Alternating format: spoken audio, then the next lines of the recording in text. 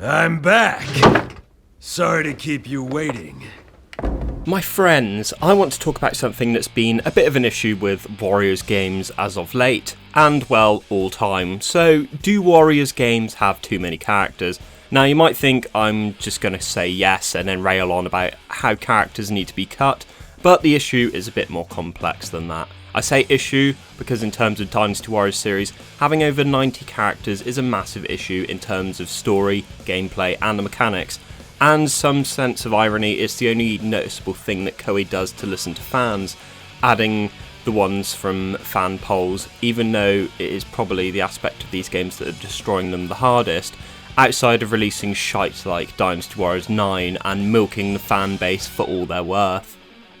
But that's neither here nor there. Before we get too deep, I'm going to at least try and be somewhat fair to both sides of the argument, and for the sake of simplicity I will be discounting the Warriors Orochi series from this video, as it would kind of be unfair seeing as it's made from two other series, although Koei seems to be pushing for Warriors Orochi 4 Ultimate as the game with the most playable characters ever, rather than trying to prove it has fun or interesting gameplay.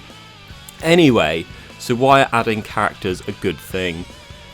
Arguably new character additions are what this fan base thrives on. Hell, I even get excited for new character reveals for each main title, mainly to see what over the top designs and weapons they'll have in each game, while others certainly get excited because of the value they'll add to the story or lack thereof in terms of Dynasty Warriors 9's additions, and how close they resemble their counterparts in history or in Romance of the Three Kingdoms. And it's something new to just look forward to. I should mention this is only relatively a new thing that's happened, like since the rise of social media with places like YouTube, Facebook and Discord to a certain extent. It's one of the reasons why Dynasty Warriors 6 got off so lightly compared to 9, because most of us didn't have access to a platform to vent our frustration with the game when it came out. While now everyone can go on YouTube, Facebook, etc. and share their opinion, but with that hype and excitement it is also shared for return characters, stages and weapons, etc, etc. Now, in my opinion, new characters strongly favour the Samurai Warriors series just because of the story.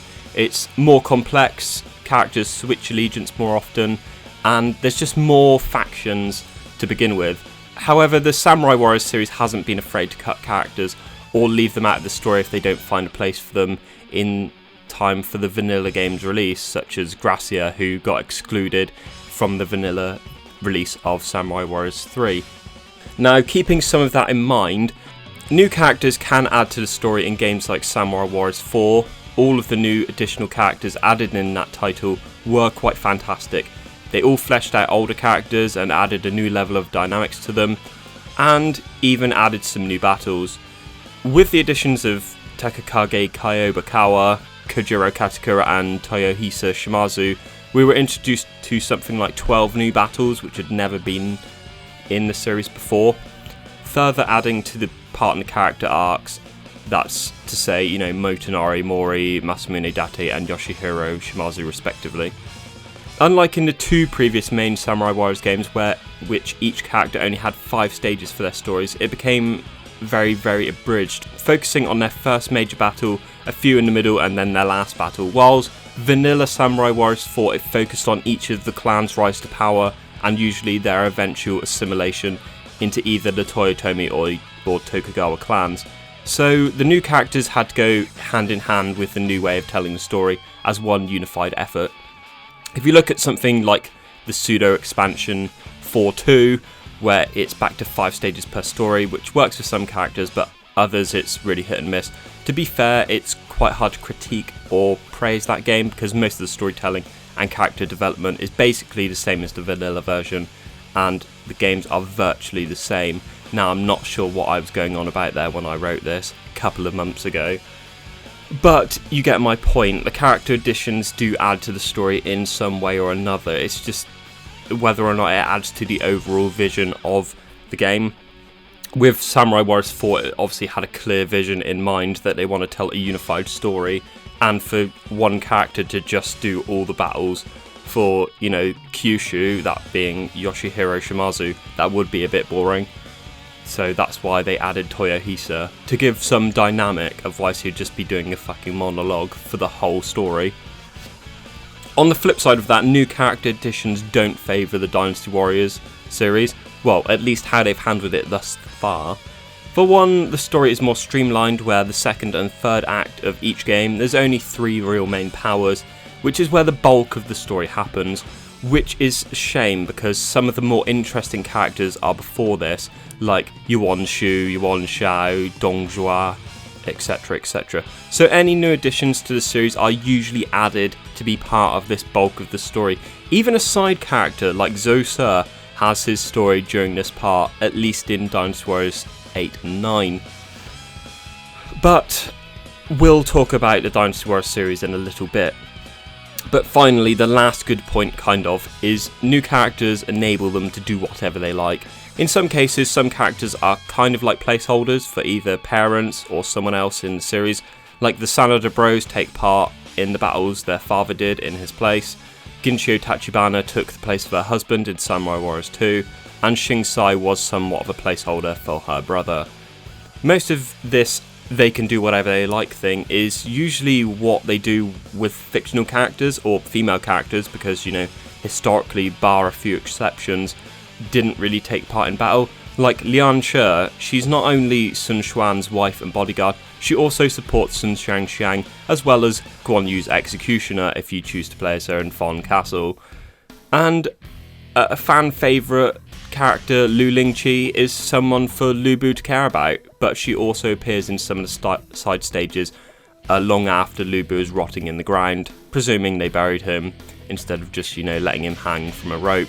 While some character additions like Guan Sui and Bao Sun Yang, which most people thought this was what they were going to do with those characters, they didn't. Bao Sun Yang isn't even in the story for Dynasty Warriors 7. I don't even mean as a playable, she's not even an AI controlled character as far as I can remember, so kind of wasted potential there. And I should mention those two characters are what people have the biggest gripe with, because they didn't do anything with them and they just feel like they're two fictional characters which shouldn't be there, because, you know, games aren't allowed to have a story separate from history apparently. I say that adding the fictional characters is a good thing to do whatever they want, because I personally think it's what the series needs badly. There's no other series that retells the story over and over again. Whilst the majority of fans do like this, there will be a breaking point for this fan base. Maybe it's already been, maybe it will be in the future when Koei pull a change they don't like. For most people, it was the most recent games, that being Dynasty Warriors 9 and the quite average Warriors Archie 4.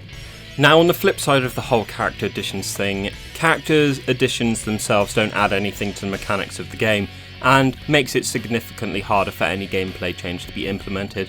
I say harder, I mean more work for Koei to do.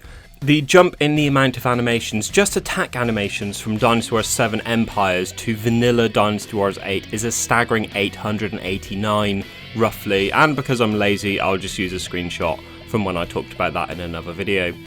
Most of these animations are added from just implementing 3 new mechanics to the game: Rage Mode, Switch Counters, and Storm Rushes respectively. And to think Dynasty Warriors 8 is a game just called a re-release of 7 by some people. Now, yeah, that's a lot of work for this company to add new features to any of these games, even Samurai Warriors 4, where they added hyper attacks. But for anyone that wasn't a hyper type, they were kind of lacking, as 4 of the strong hyper attacks were the same, and even the basic attacks were just one animation reverse, so they looked kind of boring to look at compared to each of the characters' normal attack strings. And the most recent example of new mechanics being added, and the sheer number of animations hindering it, is the good old shit heap that is Dynasty Warriors 9, even though it reused loads of animations and still didn't make everyone unique for what most people think is a cash grab to resell the weapons as fucking DLC. With all that being said, having less characters would mean it would be easier for them to make new gameplay additions and really mix things up for the franchise. Or would it? Well, considering various spin-offs haven't really tried that, even though they have vastly smaller roster sizes, the gameplay has still rather stagnated. For example, in Warriors All-Stars, the lowest cast that's been in a Warriors game since Samurai Warriors 1, even then they didn't really try and mix things up. Everyone got one new attack, which made them all have almost all the same attacks with the same inputs. There was no real individuality in that cast when they had loads of potential in that game. Remember, we're talking about Warriors All-Stars, a new IP, as it were. Even characters that came from other series in that game got shafted, like Sophie basically just uses Lady Hayakawa's moveset from Samurai Warriors 4, the fox guy with the orbs, Shiki I think he was called, used Zhonghui's moves and his stance, and the fox girl used some of Kaguya's moves from Warriors Orochi 3. So even then, when they're trying something new, they don't really want to fully commit. It's like they've become complacent with the fact that fans will just buy it because it's a Warriors game, and it's eventually come back to bite them in the ass. Speaking of cutting corners, people will say they should just cut out the English voices completely. One of the aspects of adding lots of characters obviously means you have to hire new people to voice them as well, although quite a lot of them have shared voices, like Yue Jin and Zushu share the same voice. And people say they should cut them because it costs too much, which yes, it does cost a lot. But cutting the voices completely is probably not the best idea, considering it's another angle for people to attack this series and Koei for cutting corners, being lazy. Even though apparently over half the fan base is now outside of Japan, kind of shows how much they care. And another thing is, think about it, the vast majority of the fans of these games are just casual players. I don't like using that phrase, but I'll use it. They're not the kind of, sad wankers like you or I that will seek out videos on them, join a forum or a Discord to discuss all the important things in this franchise, like, if Ranmaru and Nobunaga love sucking each other off, I wish I was joking. Just proves what a shithole Reddit is sometimes. However, on top of stuff like new animations, let's remember that in recent Warriors games, that's to say, since the PS3 era, the weapons and element systems also get overhauled as well, which implementing new elements, attributes and such also have to be tested to work on each character's moveset. So it's not just the animations that they have to spend time on, you also have to, bug test and make sure all the animations actually have hit detection. I mean, in some of the older games, especially in something like Samurai Warriors 3, there are plenty of weapons that don't hit boxes correctly from being on horseback, so that's good hit detection there. Another bad thing, not enough space for everyone in the story. It mainly applies to the Dynasty Warriors series, but in cases like Samurai Warriors, it's not as bad, but it still happens. This is mainly a problem for Dynasty Warriors 8 and 9. In Dynasty Warriors 8, where the story is unified and you only get a limited selection of characters each stage, it meant some characters got shafted. With characters like Guanping, Saiwanji and Baosun Yang only getting one stage, now people will say the latter two don't need any stages, but regardless, it means some characters get less progression in terms of character arc. In Saiwanji's instance, none at all, which begs the question, why add her into the game at all? One thing to note is, because I can't script a video to save my life, is with the Dynasty Warriors series, Dynasty Warriors 6 caused a massive increase in the character roster. I don't mean the game itself, but the aftermath. The main entry after Dynasty Warriors 7 had to change the game to win back some of the lost fans and do something different. So what did they do? They added the Kingdom of Jin and expanded the story past Wuzhang Plains, a common last stage in the series. While it seems like a good idea, it was nothing but a short-term fix to a problem, and now they're stuck with that part of the story and have to expand upon it. But the problem is, that part of the story is quite bare bones. Only later Wei, which is what Jin is essentially, get the playable characters, meaning 90% of the forces you face are generic nobodies, which obviously provide no challenge. So, do they add more characters for Wu and Shu to make up for this? Should they? I mean, look at Wu, they basically go through a political crisis worse than Brexit and have about 2 battles. Should they really expand on that to tell the story for one character like Zhuge? Either way, they'll disappoint people if they don't do more, but also if they remove Jin, in a bit of a catch-22. And let's face it, later Shu is just a bit boring as well because they lose nearly every battle. And should they really expand upon that? Should they really create scenarios which you lose every battle? I mean, that would get a bit sickening, wouldn't it? And finally, my last point isn't so much about the amount of characters, but more why I think they do it. And most people would call it laziness, but that's just how the series are set up. See, Dynasty Warriors and Samurai Warriors retell the same story over and over again to some extent. From what I know, or what some people would say lack of what I know, these two series are the only ones that do this. Every main iteration is essentially on the level of a remake.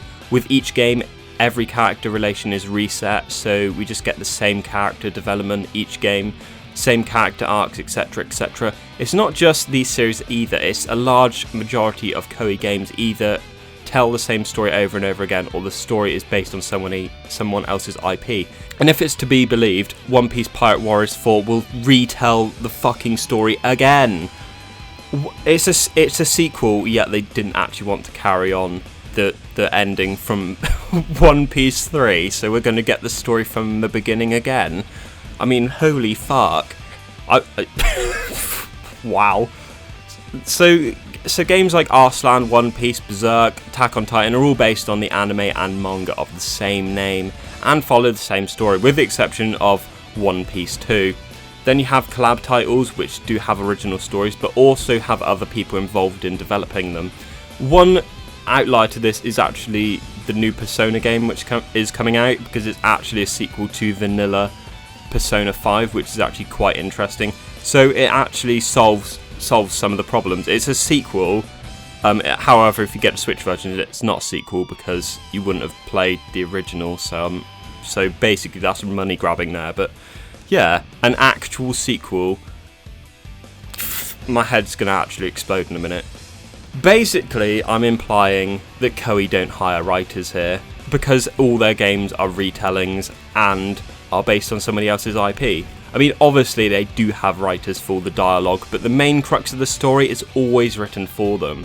It, for the most part, is an easy way to make money though, is it not? To be honest, I don't know how to end this video, I just wanted it finished so I can delete the script file off my hard drive and save the meager kilobytes so I can download more hentai in its place or something. I honestly think Koei backed themselves into a corner with these games in a way. One thing they could do is just, put more effort into the games and give a shit about the fan base instead of trying to guilt them into buying games as if they're a fucking charity. If people want me to do another video on a different aspect of Warriors games, leave it in the comments, and the one with the most votes I'll do, providing it's a broad enough topic and isn't totally dumb. So something like difficulty or whatever. Yes, I didn't want to end this video with talking about what characters could be cut. I know loads of people think, Bao Son Yang, Guan Suo should be cut. Personally, I only think Zhou Se should be cut because he's just awful. A good moveset, but a fucking pointless character. And I have no idea where I'm going with this, so thank you very much for watching. If you did, this was a bit of a shorter video and a bit of a mess. And I'll see you next time with something with even less effort put into it, I can imagine. Bye bye.